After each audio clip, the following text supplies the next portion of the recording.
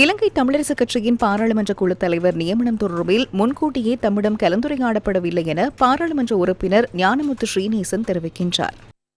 இது பற்றி எங்களுடைய பாராளுமன்ற குழு 8 பேரை கொண்ட குழு இருக்கின்றது. அந்த குழுவிடம் இந்த விடயம் நியமிப்பது தொடர்பாக நியமனம் செய்வது தொடர்பாக ஆரம்பத்தில் எங்களிடம் கலந்துரையாடப்படவில்லை. அரசியல் குழு மூலமாகத்தான் இந்த நியமனம் செய்யப்பட்டிருக்கிறது.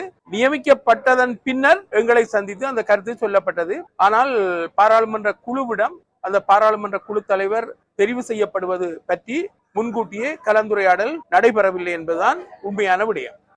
இலங்கை தமிழரசுக் கட்சியின் பாராளுமன்ற குழு தலைவர் பதவி கட்சியின் தலைவர் மற்றும் முடிவாகவே அமைந்துள்ளதாக அம்பாறை மாவட்ட பாராளுமன்ற உறுப்பினர் கவிந்திரன் கோடீஸ்வரன் தெரிவிக்கின்றார்.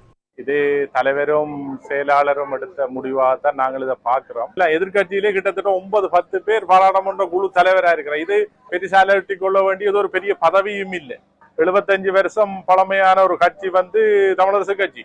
ஏனென்றால் இது பாராளுமன்ற குழுவில் விவாதிக்கப்பட்டு ஒரு சீனியோரிட்டி அடிப்படையிலேயோ அல்லது எந்த அடிப்படையில கொடுத்ததுன்னு சொல்லி எங்களுக்கு சரியா தெரியாது. இது கட்சியின் தலைவரும் செயலாளரும் எடுத்த முடிவு.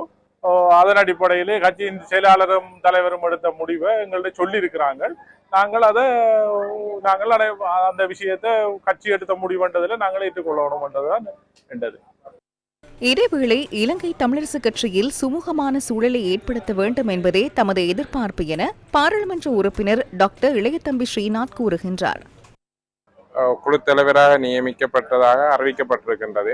உண்மையாக இந்த நிகழ்வு ஒரு கட்சியில ஏற்கனவே கௌரவ பாராளுமன்ற உறுப்பினர் ஸ்ரீதரன் இருந்தது. அவர் அரசியல் குழுவில் சொல்லப்பட்ட சில விடயங்கள் சம்பந்தமாக அவர் ஏற்றுக்கொள்ளாததால் கௌரவ பாராளுமன்ற உறுப்பினர் சாணக்கியன குழு தலைவராக நியமித்ததாக அறிவிக்கப்பட்டிருக்கிறது. இது சம்பந்தமாக நாங்கள் பாராளுமன்ற குழு ஊடாக எங்களுடைய கட்சி தலைமையுடன் உரையாடி இருக்கின்றோம்.